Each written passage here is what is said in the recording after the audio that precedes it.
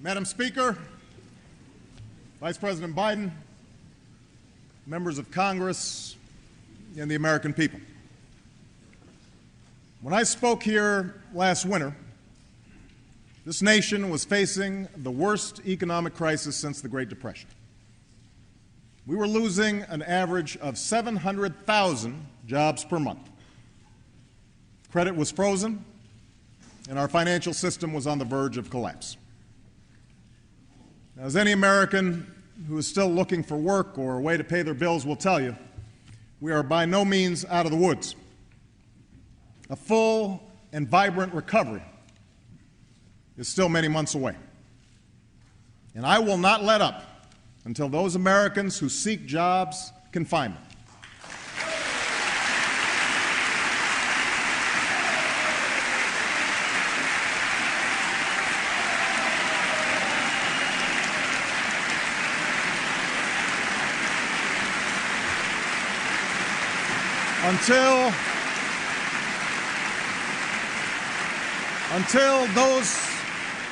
Until those businesses that seek capital and credit can thrive, until all responsible homeowners can stay in their homes.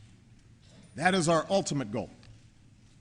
But thanks to the bold and decisive action we've taken since January, I can stand here with confidence and say that we have pulled this economy back from the brink.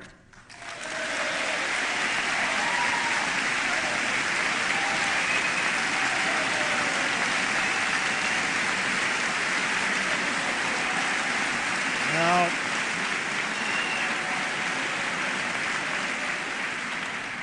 I want to thank the members of this body for your efforts and your support in these last several months, and especially those who've taken the difficult votes that have put us on the path to recovery.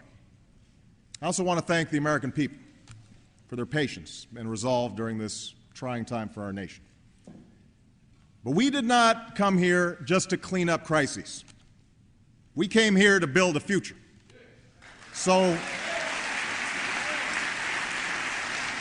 tonight, I return to speak to all of you about an issue that is central to that future, and that is the issue of health care.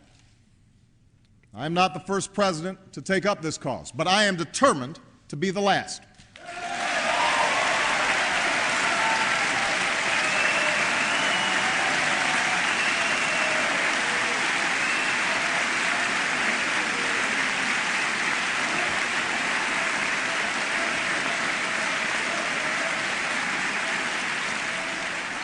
It has now been nearly a century since Theodore Roosevelt first called for health care reform. And ever since, nearly every president and Congress, whether Democrat or Republican, has attempted to meet this challenge in some way. A bill for comprehensive health reform was first introduced by John Dingell Sr. in 1943. 65 years later, his son continues to introduce that same bill at the beginning of each session.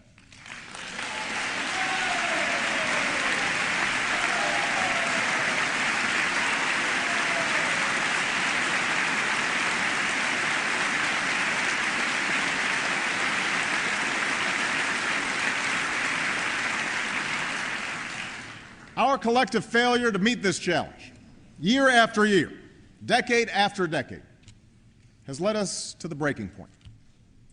Everyone understands the extraordinary hardships that are placed on the uninsured, who live every day just one accident or illness away from bankruptcy. These are not primarily people on welfare. These are middle-class Americans. Some can't get insurance on the job. Others are self-employed and can't afford it, since buying insurance on your own costs you 3 times as much as the coverage you get from your employer.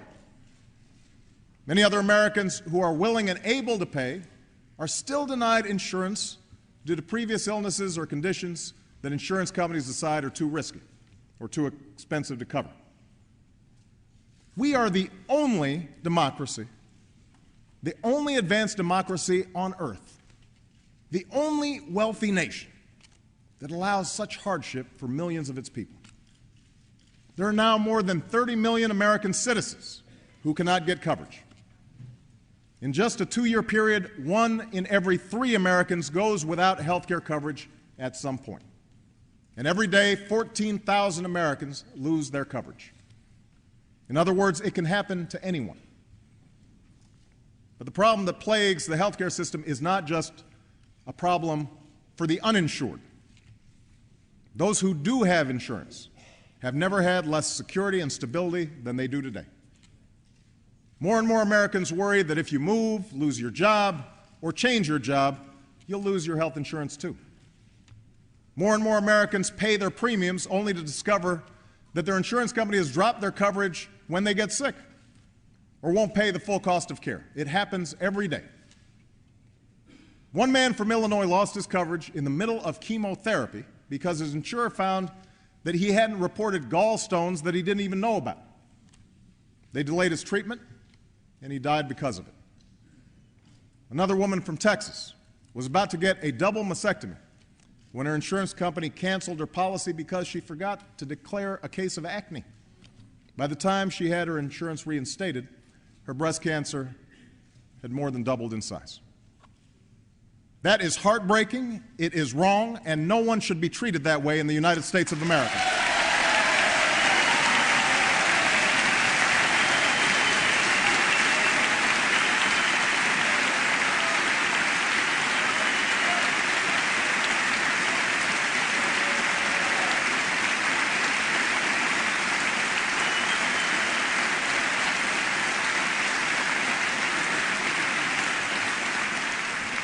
Then there's the problem of rising cost. We spend 1.5 times more per person on health care than any other country, but we aren't any healthier for it.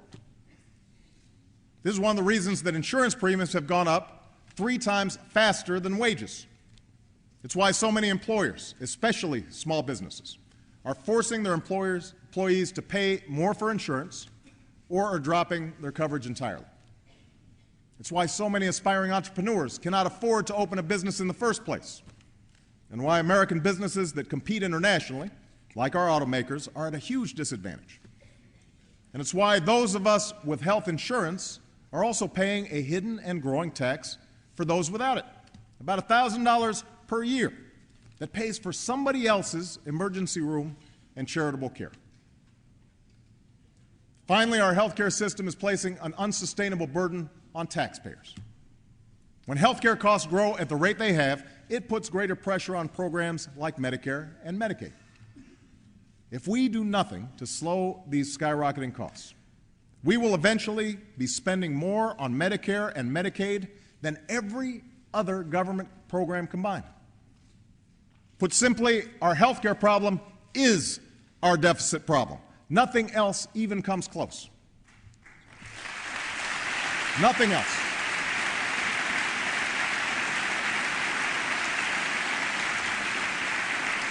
Now, these are the facts. Nobody disputes them. We know we must reform this system. The question is how. Now, there are those on the left who believe that the only way to fix the system is through a single-payer system like Canada's, where we would severely restrict the private insurance market and have the government provide coverage for everybody. On the right, there are those who argue that we should end employer-based systems and leave individuals to buy health insurance on their own. I have to say that there are arguments to be made for both these approaches. But either one would represent a radical shift that would disrupt the health care most people currently have. Since health care represents 1/6 of our economy, I believe it makes more sense to build on what works and fix what doesn't, rather than try to build an entirely new system from scratch.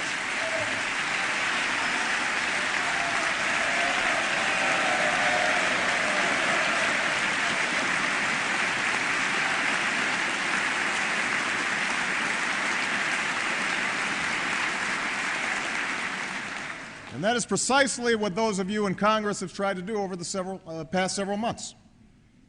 During that time, we've seen Washington at its best and at its worst. We've seen many in this chamber work tirelessly for the better part of this year to offer thoughtful ideas about how to achieve reform. Of the 5 committees asked to develop bills, 4 have completed their work, and the Senate Finance Committee announced today that it will move forward next week. That has never happened before.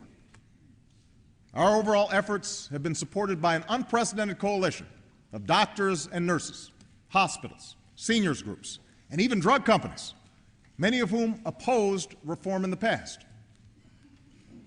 And there is agreement in this chamber on about 80% of what needs to be done, putting us closer to the goal of reform than we have ever been.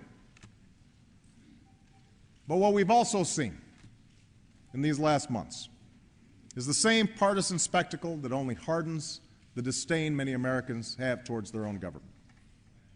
Instead of honest debate, we've seen scare tactics. Some have dug into unyielding ideological camps that offer no hope of compromise. Too many have used this as an opportunity to score short-term political points, even if it robs the country of our opportunity to solve a long-term challenge. And out of this blizzard of charges and countercharges, confusion has reigned. Well, the time for bickering is over. The time for games has passed. Now is the season for action. Now is when we must bring the best ideas of both parties together and show the American people that we can still do what we were sent here to do. Now is the time to deliver on health care. Now is the time to deliver on health care. The plan I'm announcing tonight would meet 3 basic goals. It will provide more security and stability to those who have health insurance. It will provide insurance for those who don't. And it will slow the growth of health care costs for our families, our businesses, and our government.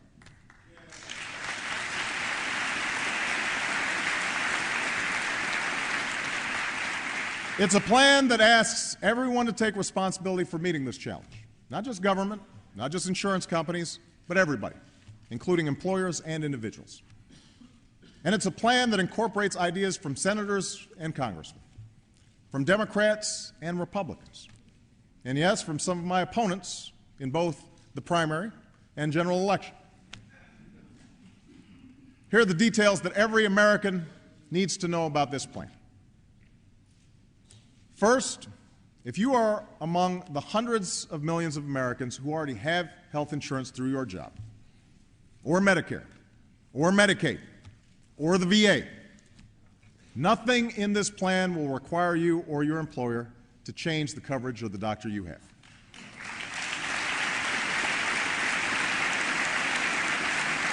Let me repeat this. Nothing in our plan requires you to change what you have. What this plan will do is make the insurance you have work better for you. Under this plan, it will be against the law for insurance companies to deny you coverage because of a pre-existing condition.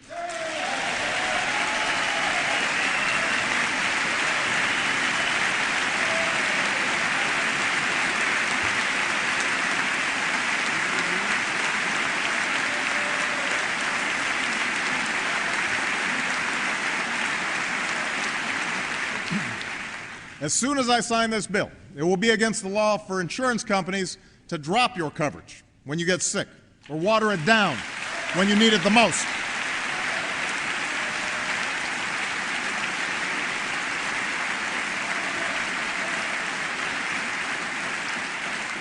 They will no longer be able to place some arbitrary cap on the amount of coverage you can receive in a given year or in a lifetime.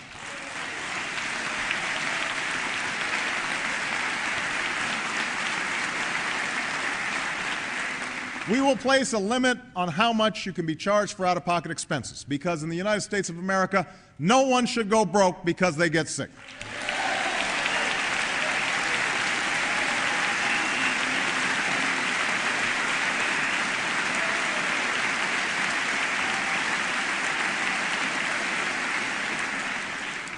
And insurance companies will be required to cover, with no extra charge, routine checkups and preventive care, like mammograms and colonoscopies, because there's no reason we shouldn't be catching diseases like breast cancer and colon cancer before they get worse.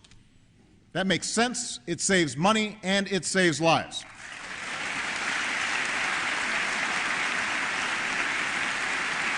Now, that's what Americans who have health insurance can expect from this plan: more security and more stability. Now, if you're one of the tens of millions of Americans who don't currently have health insurance, the second part of this plan will finally offer you quality, affordable choices. If you lose your job or you change your job, you'll be able to get coverage. If you strike out on your own and start a small business, you'll be able to get coverage. We'll do this by creating a new insurance exchange, a marketplace where individuals and small businesses will be able to shop for health insurance at competitive prices. Insurance companies will have an incentive to participate in this exchange because it lets them compete for millions of new customers. As one big group, these customers will have greater leverage to bargain with the insurance companies for better prices and quality coverage. This is how large companies and government employees get affordable insurance. It's how everyone in this Congress gets affordable insurance, and it's time to give every American the same opportunity that we give ourselves.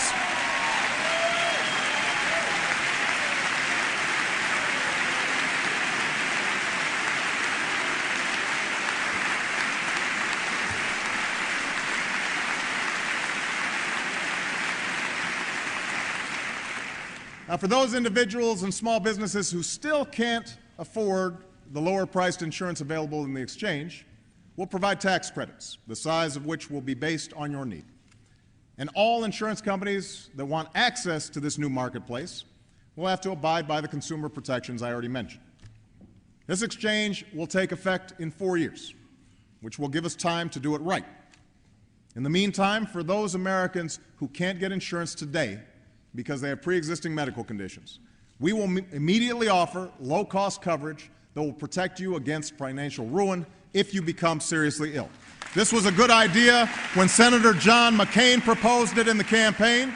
It's a good idea now, and we should all embrace it.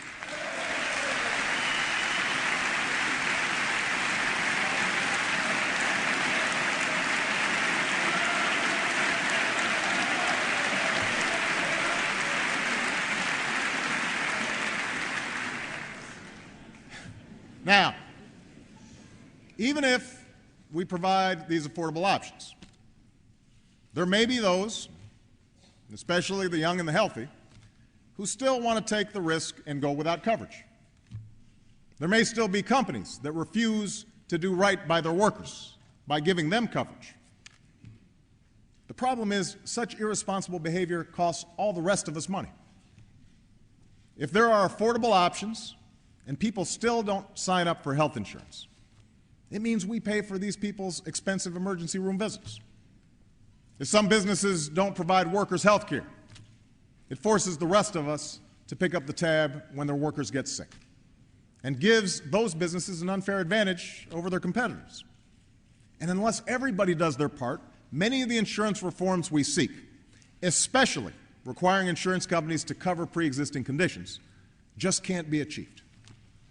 And that's why under my plan, individuals will be required to carry basic health insurance, just as most states require you to carry auto insurance.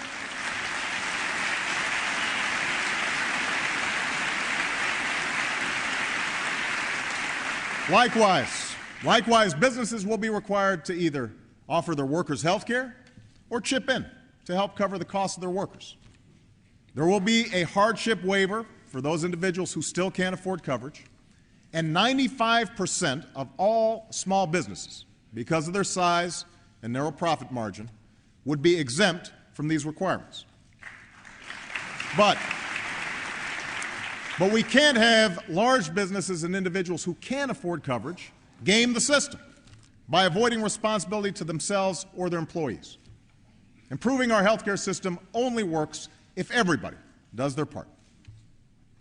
And while there remains some significant details to be ironed out, I believe a broad consensus exists for the aspects of the plan I just outlined: consumer protections for those with insurance, an exchange that allows individuals and small businesses to purchase affordable coverage, and a requirement that people who can afford insurance get insurance. And I have no doubt that these reforms would greatly benefit Americans from all walks of life, as well as the economy as a whole. Still, given all the misinformation that's been spread over the past few months, I realize that many Americans have grown nervous about reform. So tonight I want to address some of the key controversies that are still out there. Some of people's concerns have grown out of bogus claims spread by those whose only agenda is to kill reform at any cost. The best example is the claim, made not just by radio and cable talk show hosts, but by prominent politicians, that we plan to set up panels of bureaucrats with the power to kill off senior citizens. Now, such a charge would be laughable if it weren't so cynical and irresponsible. It is a lie, plain and simple.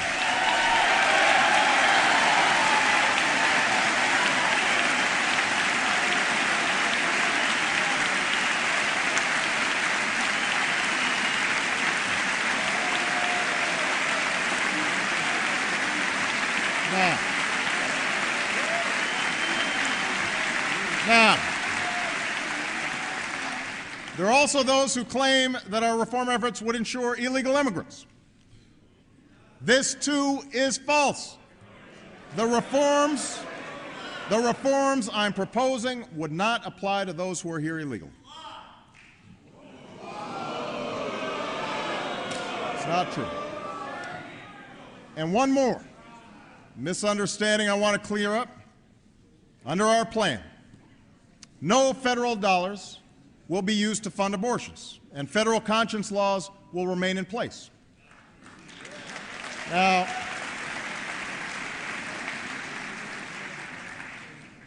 my health care proposal has also been attacked by some who oppose reform as a government takeover of the entire health care system. Now, as proof, critics point to a provision in our plan that allows the uninsured and small businesses to choose a publicly sponsored insurance option, administered by the government, just like Medicaid or Medicare. So let me set the record straight here.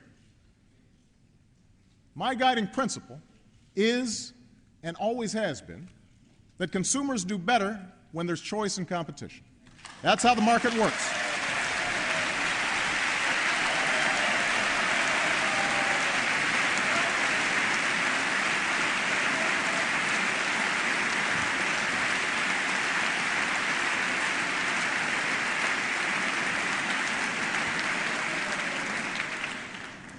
Unfortunately, in 34 states, 75% of the insurance market is controlled by 5 or fewer companies. In Alabama, almost 90% is controlled by just one company. And without competition, the price of insurance goes up and quality goes down. And it makes it easier for insurance companies to treat their customers badly by cherry-picking the healthiest individuals and trying to drop the sickest, by overcharging small businesses who have no leverage, and by jacking up rates. Insurance executives don't do this because they're bad people. They do it because it's profitable.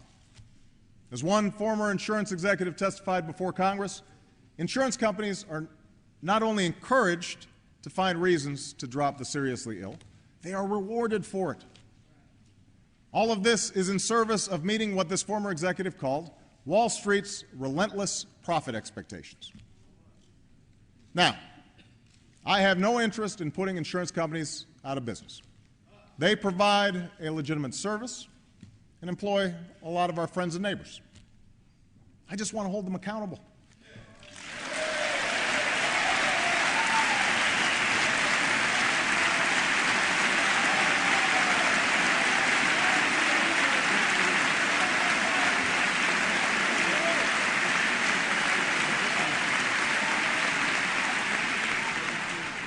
And the insurance reforms that I've already mentioned would do just that.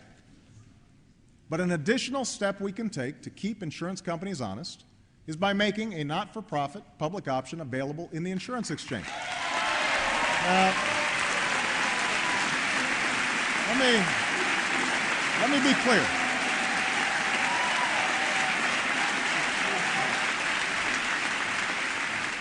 Let me be clear. It would only be an option for those who don't have insurance.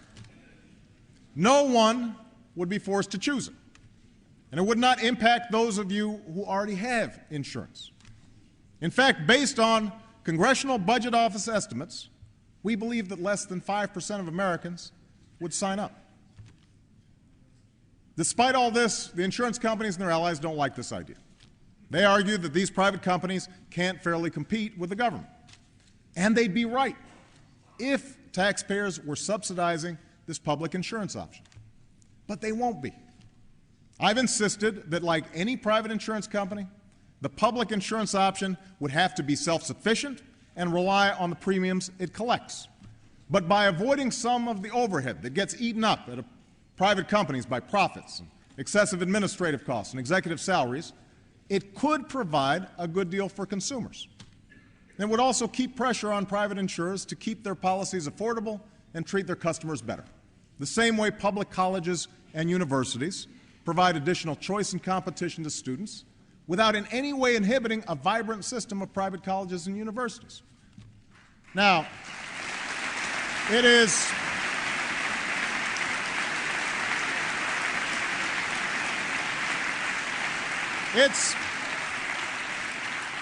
it's worth noting that a strong majority of Americans still favor a public insurance option of the sort I've proposed tonight.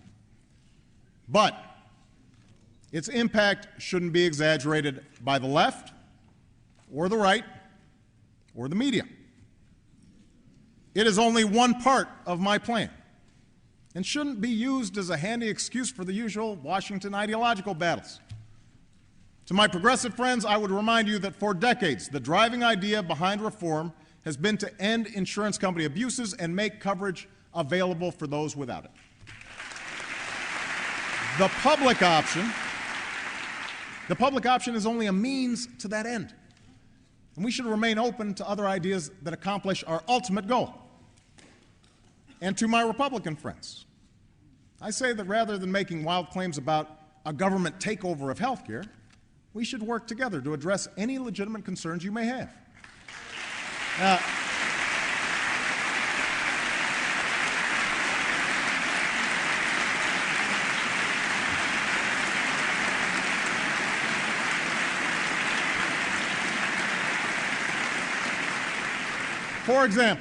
For example, some have suggested that the public option go into effect only in those markets where insurance companies are not providing affordable policies. Others have proposed a co-op or another nonprofit entity to administer the plan. These are all constructive ideas worth exploring. But I will not back down on the basic principle that if Americans can't find affordable coverage, we will provide you with a choice.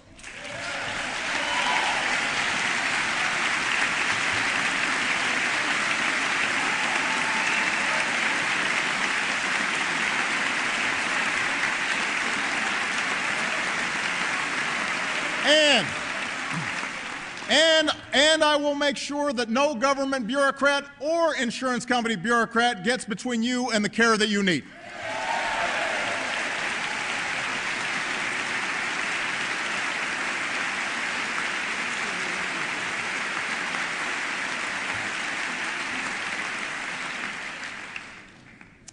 Finally, let me discuss an issue that is a great concern to me, to members of this chamber, and to the public.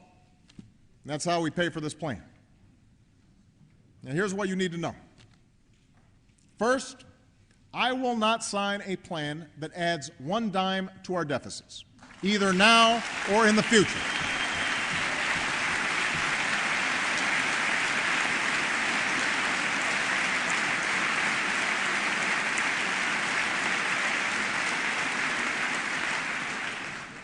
I will not sign it if it adds one dime to the deficit, now or in the future, period.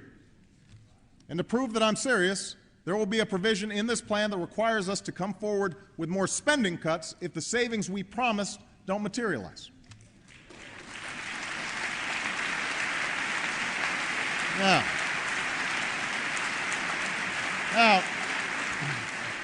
Part of the reason I faced $1 trillion deficit when I walked in the door of the White House is because too many initiatives over the last decade were not paid for, from the Iraq War to tax breaks for the wealthy.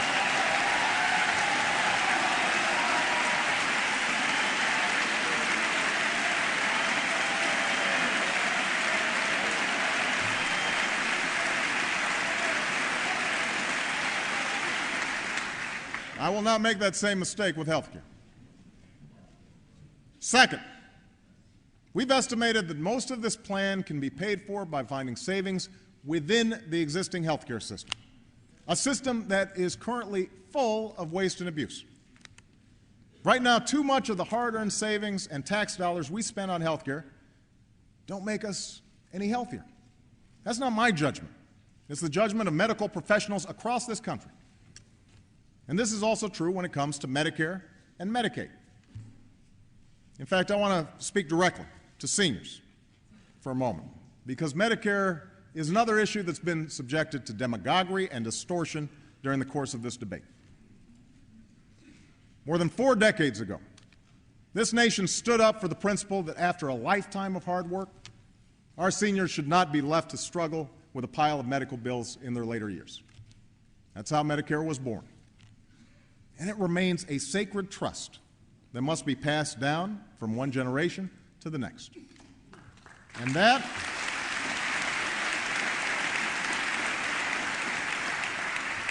is why not a dollar of the Medicare Trust Fund will be used to pay for this plan.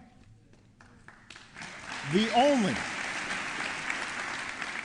only thing this plan would eliminate is the hundreds of billions of dollars in waste and fraud, as well as unwarranted subsidies in Medicare that go to insurance companies, subsidies that do everything to pad their profits but don't improve the care of seniors. And we will also create an independent commission of doctors and medical experts charged with identifying more waste in the years ahead. Now, these steps will ensure that you, America's seniors, get the benefits you've been promised. They will ensure that Medicare is there for future generations. And we can use some of the savings to fill the gap in coverage that forces too many seniors to pay thousands of dollars a year out of their own pockets for prescription drugs.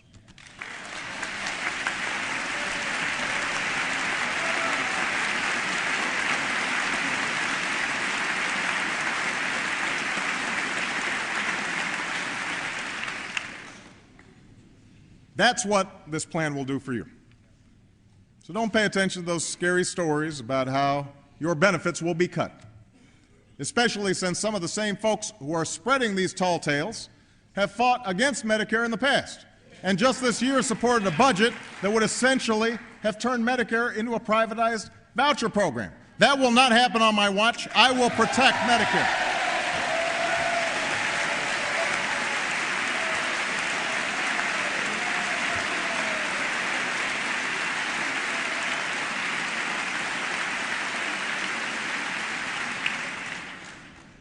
Now, because Medicare is such a big part of the health care system, making the program more efficient can help usher in changes in the way we deliver health care that can reduce costs for everybody. We have long known that some places, like the Intermountain Health Care in Utah or the Geisinger Health System in rural Pennsylvania, offer high-quality care at costs below average. So the Commission can help encourage the adoption of these common-sense best practices by doctors and medical professionals throughout the system. Everything from reducing hospital infection rates to encouraging better coordination between teams of doctors. Reducing the waste and inefficiency in Medicare and Medicaid will pay for most of this plan. Now, much of the rest would be paid for with revenues from the very same drug and insurance companies that stand to benefit from tens of millions of new customers.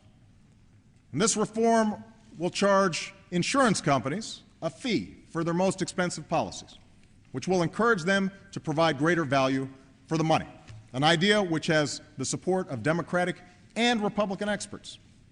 And according to these same experts, this modest change could help hold down the cost of health care for all of us in the long run. Now, finally, many in this chamber, particularly on the Republican side of the aisle, have long insisted that reforming our medical malpractice laws can help bring down the costs of health care. Now,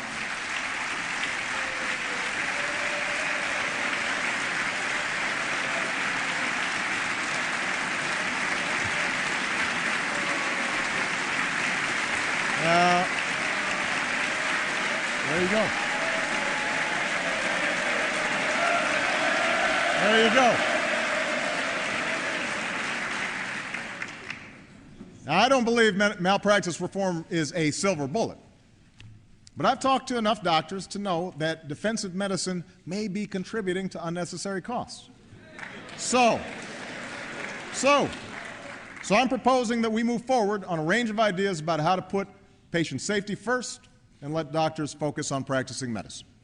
I know that the Bush administration considered authorizing demonstration projects in individual states to test these ideas. I think it's a good idea, and I'm directing my Secretary of Health and Human Services to move forward on this initiative today.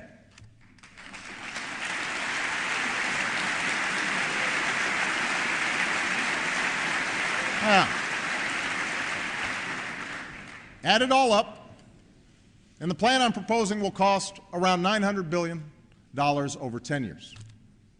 Less than we have spent on the Iraq and Afghanistan wars, and less than the tax cuts for the wealthiest few Americans that Congress passed at the beginning of the previous administration. Now,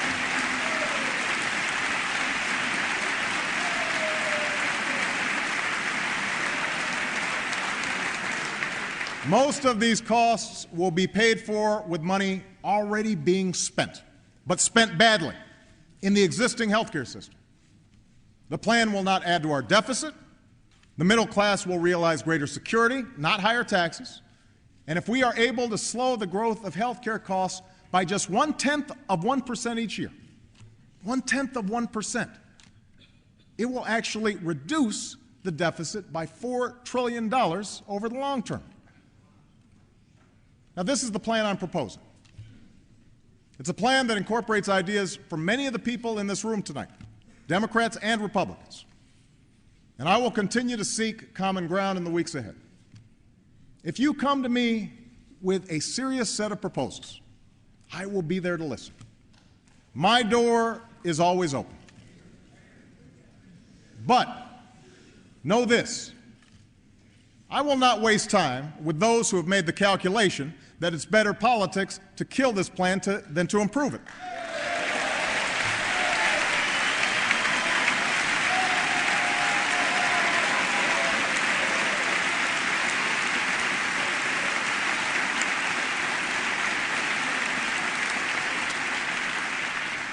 I won't stand by while the special interests use the same old tactics to keep things exactly the way they are. If you misrepresent what's in this plan, we will call you out. And I will not accept the status quo as a solution. Not this time. Not now.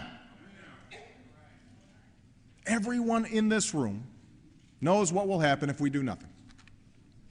Our deficit will grow, more families will go bankrupt, more businesses will close. More Americans will lose their coverage when they are sick and need it the most, and more will die as a result. We know these things to be true. That is why we cannot fail, because there are too many Americans counting on us to succeed. The ones who suffer silently, and the ones who share their stories with us at town halls, in emails, and in letters. I received one of those letters a few days ago. It was from our beloved friend and colleague, Ted Kennedy. He had written it back in May, shortly after he was told that his illness was terminal. He asked that it be delivered upon his death. In it, he spoke about what a happy time his last months were, thanks to the love and support of family and friends, his wife Vicki, his amazing children who are all here tonight. And he expressed confidence that this would be the year that health care reform, that great unfinished business of our society, he called it, would finally pass. He repeated the truth that health care is decisive for our future prosperity, but he also reminded me that it concerns more than material things. What we face, he wrote, is above all a moral issue.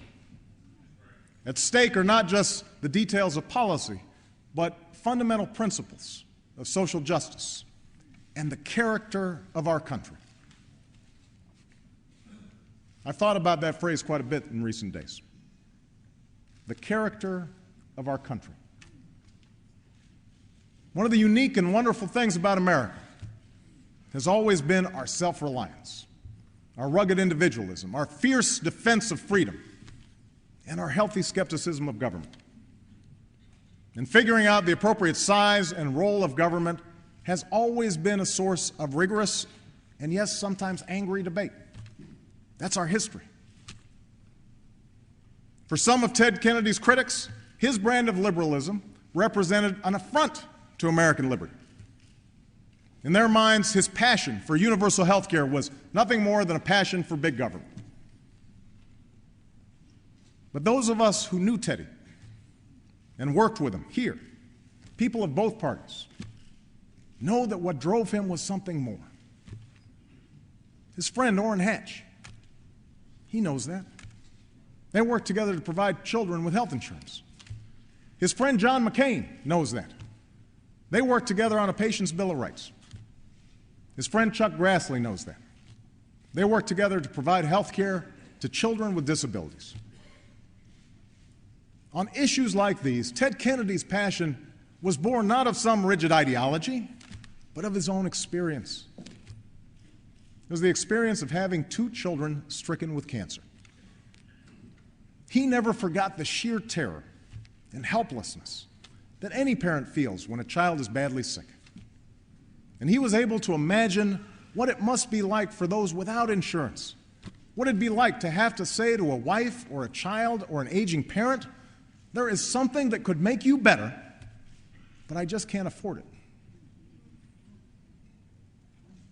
That large-heartedness, that concern and regard for the plight of others is not a partisan feeling.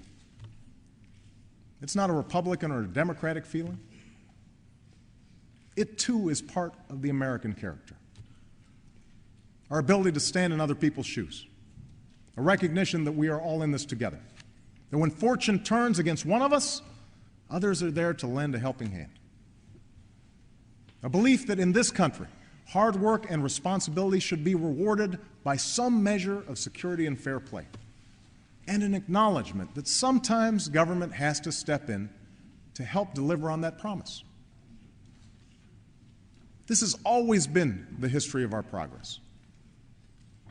In 1935, when over half of our seniors could not support themselves and millions had seen their savings wiped away, there were those who argued that Social Security would lead to socialism. But the men and women of Congress stood fast, and we are all the better for it.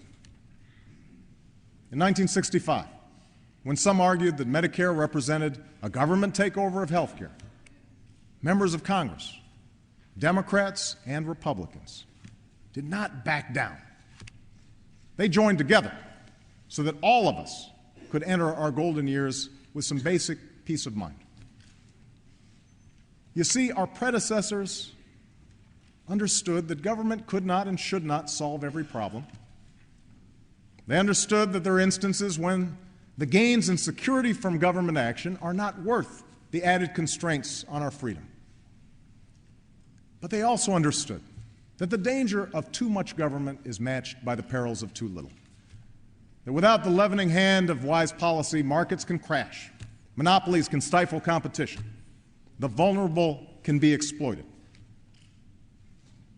And they knew that when any government measure, no matter how carefully crafted or beneficial, is subject to scorn, when any efforts to help people in need are attacked as un-American, when facts and reason are thrown overboard and only timidity passes for wisdom, and we can no longer even engage in a civil conversation with each other over the things that truly matter, that at that point we don't merely lose our capacity to solve big challenges. We lose something essential about ourselves. That was true then. It remains true today. I understand how difficult this healthcare debate has been. I know that many in this country are deeply skeptical that government is looking out for them. I understand that the politically safe move would be to kick the can further down the road, to defer reform one more year, or one more election, or one more term. But that is not what this moment calls for. That's not what we came here to do. We did not come to fear the future. We came here to shape it. I still believe we can act, even when it's hard.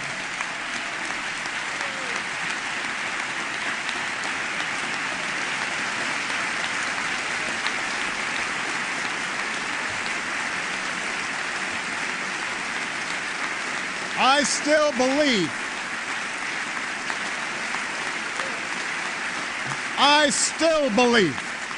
that we can act when it's hard.